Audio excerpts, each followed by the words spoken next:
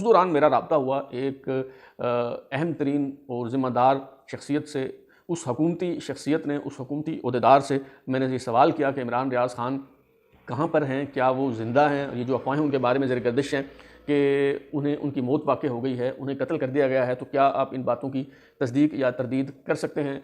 تو انہوں نے نہایت رازداری سے مجھے بتایا کہ عمران ریاض خان، یہ تو نہیں بتایا جا سکتا کہ وہ کہاں ہیں،